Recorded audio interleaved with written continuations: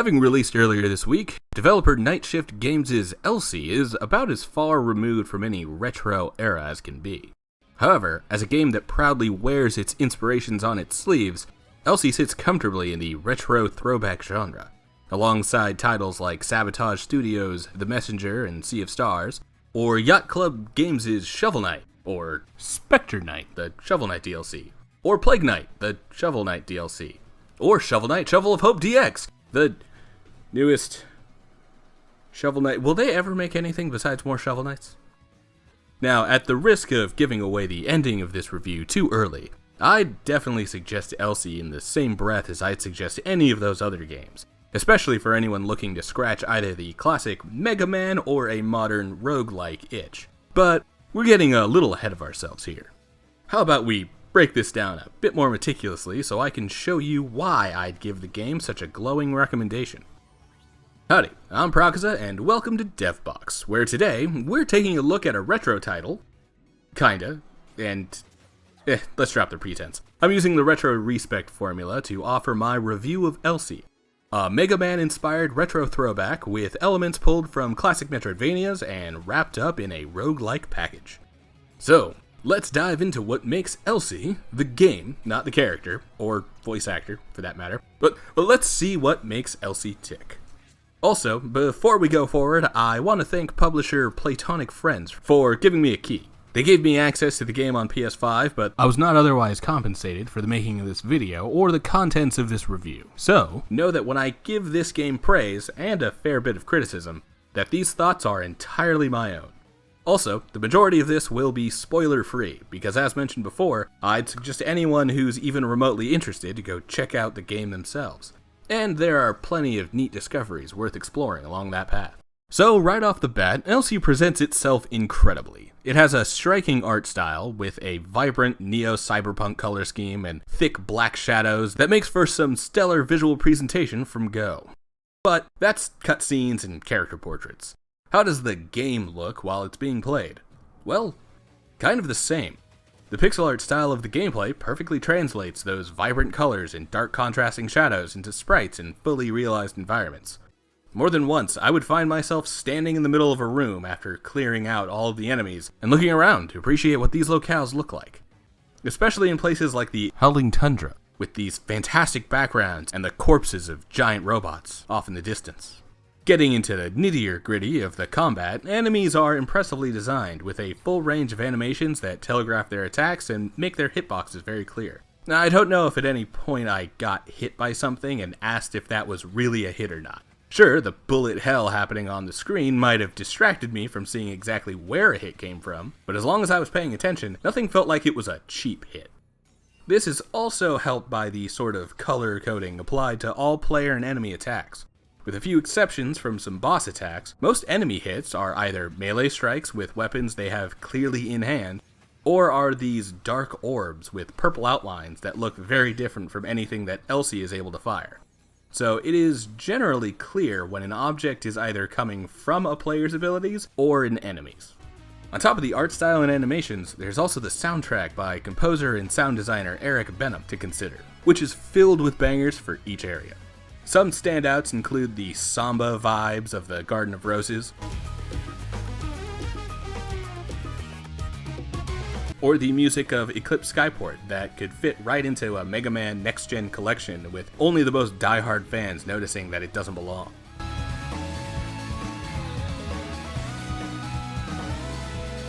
Like, this music perfectly nails the retro vibe from early 90s NES and SNES games. But even without me having a predisposition for this type of music, I still think that most of this soundtrack is a bop, and a lot of it will probably be making it into my writing playlist. And of course, I can't talk about the music and animation and everything about the presentation without mentioning the stellar animated trailer by Empty Cell Studio, with a song composed again by Benham and vocals performed by Elsie voice actor Elsie Lovelock. I know I tend to compliment stuff by comparing it to things I like, which is what I want to do here, because that trailer and the song makes me think of the openings to the Kingdom Hearts series due to the quality of the music and Lovelock's vocal performance. But to let this animation stand on its own, I'll simply say that I wish it appeared in the game proper, since it is what made me reach out to Playtonic in the first place. While on the topic of vocal performances too, and this will come up again when I start to focus a little more on the story, the voice acting is phenomenal, and stars a handful of familiar online personalities that I'm always fond of hearing pop up in games. Folks like Octopimp, Alex Faciani, and Fiona Nova, the last of which plays my absolute favorite character in the game. Then of course there's the perfect example of nominative determinism that is Elsie Lovelock, who helps to bring the protagonist Elsie to life every time she talks. This, however, is also where I need to bring up the first piece of criticism, which may be the main aspect that could push people off the fence. There are parts of Elsie that don't feel like they are finished.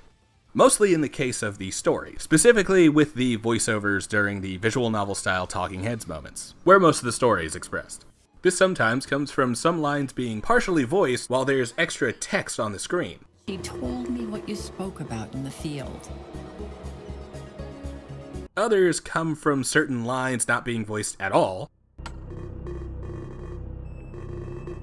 And in one specific case, we even hear two different takes of the exact same line attached to different lines that played in sequence. It's resources. But it wasn't an overnight job either.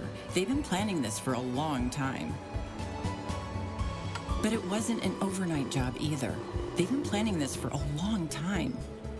It's kind of all over the place, and for a game that went so out of its way in the marketing to highlight the talented voice work, it can definitely make the experience feel disjointed and incomplete. It's also difficult to know if there are entire scenes that might be missing, but I can't really confirm for sure because I may have simply missed some parts because I was playing very fast. One reason I assume some parts are missing is this character Jackie, who is supposed to open up a shop that has some sort of book of either achievements or lore attached to it. But even though I picked up the blueprint, I was never able to unlock whatever Jackie was supposed to do. There are also a few UI quality of life features that could use some updating in future patches. I'm not sure if these are different on PC or Switch, but I can say that on PS5, I wish that there was a way to exit to title screen or manually save. Similarly, there is no indicator for when an autosave was happening, so I never knew when I was safe to close the game, and on a few occasions had to replay some content in order to get back to where I was in the story before. That being said, the game itself is very fun, and I didn't mind doing 1 or 2 extra runs through the game in order to get all of that content again. But yeah, with all of these stacked on top of each other, the game does have this feeling of being almost early access with how incomplete certain scenarios wind up feeling when they're either missing lines or missing UI qualities. So do take that into consideration if that lack of polish is going to be a problem for your enjoyment of the game. So, this is a roguelike game with minimal story, which then puts the emphasis on the combat, level design, and character builds. On that note, I have almost entirely positives to say. First, controlling Elsie is responsive and snappy. Her jump height and mid-air control is exactly enough to maintain some very tight platforming moments, and can simultaneously be engaged with combat.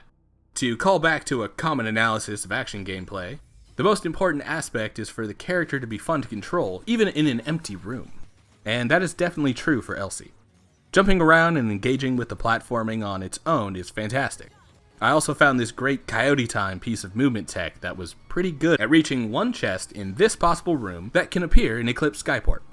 Then for the combat itself, this goes hand in hand with the build variety, but the base control of Elsie goes a long way to carry engagements with ordinary enemies and bosses alike. Like, it isn't exactly deep on its own. You shoot left and right, and continue shooting while jumping or clinging to a wall. There's also SP that goes with 2 skills, one of which I never used on purpose, and the second I only used rarely. To be fair, the skill I never used can be replaced later on in the game once more spells have been unlocked.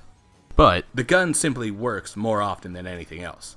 Finally, there's a parry that stops incoming damage, counters with a light, short-range AoE burst, and can sometimes break enemy shields. It's all serviceable as the baseline for a level 1 character, but things start to pick up with each new level. In classic roguelike style, Elsie's build changes over the course of a run, unlocking significantly more attacks and additions to attacks depending on the chosen augments earned with each level, as well as the addition of tools found in chests and presented on pedestals. All of these stack up at the top right of the screen, not unlike Risk of Rain or Slay the Spire. And like those other roguelikes, these new tools and augments can absolutely change how Elsie plays.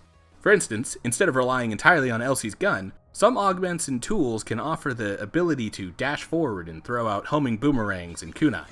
Or some builds can make every shot summon a group of fireflies that will target nearby enemies and attack them. And then there are the builds that allow the player to kill exactly one enemy and then have a cascade of secondary effects clear the rest of the room. It's pretty awesome. With all of this build variety, there is of course an issue of difficulty, which is to say that these builds can quickly make the game extremely easy. Like, at a certain point, I was going up against bosses with 20 hearts and a handful of passive damage that drained them so fast I didn't even have to move. Of course, that wasn't every single build, and each run is different depending on the choices a player makes and the RNG of the run, but with enough build crafting and choosing some specific items to unlock while ignoring others, it is entirely possible to create a horrendously overpowered build that can sweep through a run with almost no effort. On the other hand, much of that is a choice, and a classic staple of this type of roguelike, where it is the strength of the builds themselves that get players through the game.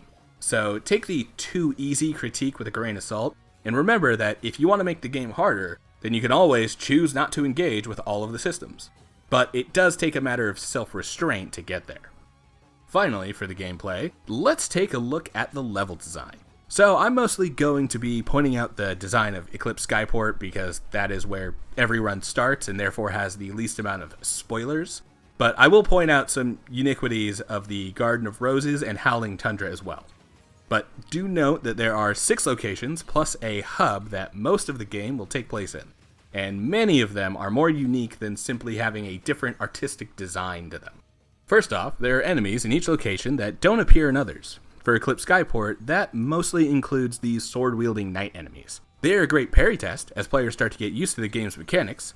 Then there are a handful of enemies that are mainstays of the entire run, who will show up across multiple areas.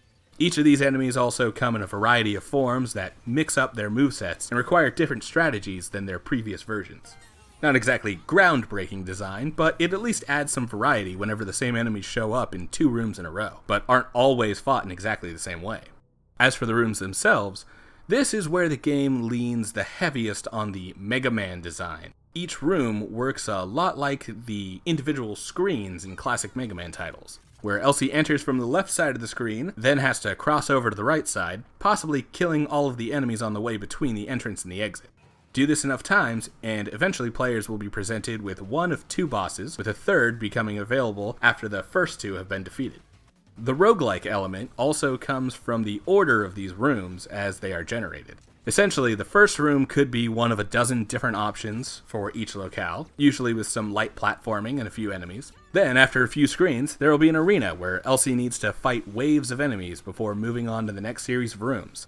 A challenge room that lets players attempt a challenge in exchange for an upgrade, a bonfire room where Elsie can either rest or recover health and SP or upgrade one of her stats, and finally, a room that will either have tools on a pedestal to choose from or a shop to buy new tools from.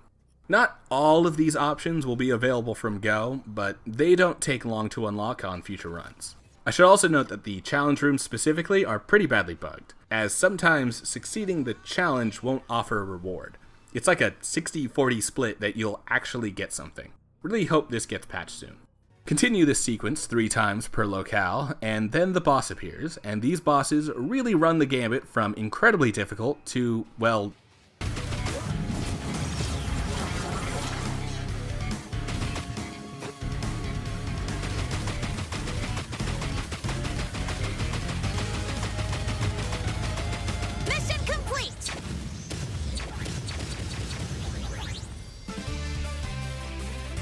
yeah, pretty easy. Also, as you continue to later bosses who should potentially be even harder, it is very likely that Elsie's build will quickly burn down any boss in seconds. All except for the 3rd boss of Garden of Roses. She's a special treat of difficulty. The biggest challenge the game gave me the whole time I played. Overall, the gameplay really holds up this game and is the backbone of the entire experience. If you're here for anything aside from the art, it's this gameplay loop. And I love it. It can get repetitive, and not every build is going to be a winner, but a lot of that is kind of an expected part for roguelikes. I'd understand if that repetition might not be for some players. The genre is honestly very hit or miss for me personally. But I do think that the order of the rooms and variety of builds really does make up for the repetitive nature of the gameplay loop. Also, the upgrades that can be purchased back at the hub help to make future runs feel like the game is always progressing. I will point out, however, that there are a few interesting pieces of level design that shine fairly well on their first encounter, but then make me wish that the developers had given up on the roguelike design in order to give these levels a more consistent flow with more of these well-designed rooms. Like this extended exploration through Howling Tundra, with better hidden rewards like the handful of chests hidden right off screen away from players who don't explore every inch of every screen. Then again, the roguelike elements means that I can keep coming in for a somewhat unique run anytime in the future, and that might help the game keep a more permanent space on my PS5. I'll reiterate the lack of polish here too. While it isn't a deal breaker for me, probably because I grew up playing games with alpha version 0.001 in the title on Newgrounds and Addicting Games, but I definitely understand if the parts that feel incomplete are a deal breaker for anyone else. And I bring this up because I want to talk about the story for a minute. So, like I mentioned before, the story is very bare bones. The game starts out by letting us know that the brilliant Dr. Gray, not to be confused with Dr. White or Wily, has built a fabulous new technology known as the Arc-Light Core, and a series of guardian androids that protect the world. But oh no! Something happened, and now the Guardians have all turned on the rest of the world and are wreaking havoc on the Earth and need to be stopped by the Doctor's newest android, Elsie. This is the basis of the plot that we're given, and for the most part, everything else we get about this world is delivered in slivers of dialogue. But we aren't given a whole lot of information on how it all works. Only that the Guardians and the Arc-Light Core take in data around the planet and fix anything that needs fixing right away. As for the plot of the actual game, we play as Elsie, fighting through each location in order to find the Guardians and bring them back to Dr. Gray's side against whatever mysterious entity caused them all to go haywire in the first place. That's about it as far as plotting goes. There are a handful of reveals for what the Arc-Light Core really is and how it affects the Guardians and Dr. Gray individually as characters, but most of the story beats don't really push the plot forward. Instead, the rest of the game is very character-focused, although even that is very minimal. Each Guardian essentially gets a few pieces of dialogue leading up to their eventual encounter and some minor conversation before and after the fight, with a few more bits of dialogue offered if players lose against the Guardians on their first encounter. Something I definitely had to try to find out. It didn't happen to me naturally. I definitely didn't have to fight Rosa like 5 times before I beat her. I don't know what you're talking about. Anyway, the characters themselves are very well realized and each come with unique characteristics, such as the unlockable Chef Gordon, who has a handful of lines that paint him as a jovial butcher and chef. There's also Ash, the one I mentioned before is my favorite, and voiced by Fiona Nova. She comes off as the youngest of the Guardians, trying to prove her worth against the elders she looks up to, and she also has the best chemistry with Elsie. Like, I met her before the game started to treat the other Guardians like they were all Elsie's sisters, but I was already ready to ship these two. Maybe less if they're basically sisters. Maybe. By the end, I really enjoyed all of these characters, but yeah, the interactions with them are absolutely only slivers. While the characterization is well written, it's barely enough to actually get attached to any of these characters, Elsie and Dr. Gray included, and those are the two we spend the most time with. So, yeah, not a whole lot of story stuff to talk about. But I'd argue that the story isn't the biggest selling point of the game anyway. Okay, one more thing to mention before we start getting into spoiler territory. I should note exactly how much Elsie wears its fandom on its sleeves.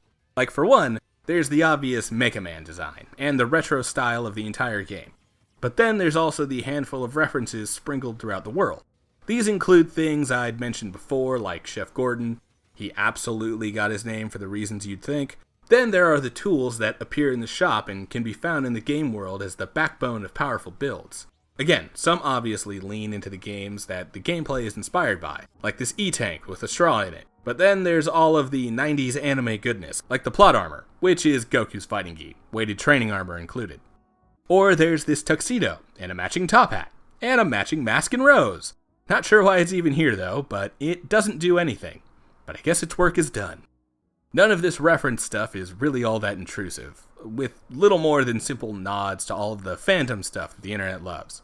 I personally don't mind it, and find it somewhat endearing, seeing the developers wear their nerd badges so proudly. It's also fun to be cycling through the list of items in the shop and then, BAM! Sudden Gurren Lagann reference. If this heavy leaning and referential humor in this part is grating to some, I get it.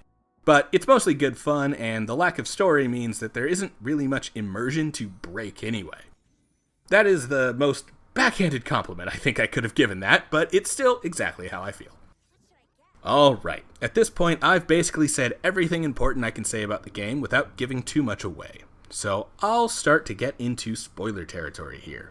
That means for anyone interested in the game based on what I've said so far, now might be the time to get off this train and go play the game for yourself. Or if you want to hear the full conclusion at the very end, head to the timecode on screen right now. Alright, everyone else here want to hear about the spoilery stuff? Good! Let's chat about the last area and the secret character. So I've been holding on to something like it's a big twist reveal up until now, but honestly, it has little bearing on the plot. But there is a secret character who players can optionally switch to in order to play the game as a melee fighter. His name is Andrew, with a U instead of an EW, and he's pretty fun to play as. When I first started playing as him, I kind of thought he would be like Zero from Mega Man X. Like, he'd fight basically the same, but with a few alterations on level design and moveset that separates him from the base character. However, he plays entirely differently. He's a completely melee character who is still shoved into the levels built around Elsie's ranged combat. If there was any worry that the base game was too easy, Andrew absolutely offers the hard mode that some players might be looking for. Unless, of course, you manage to create a super build, like I did, that does this.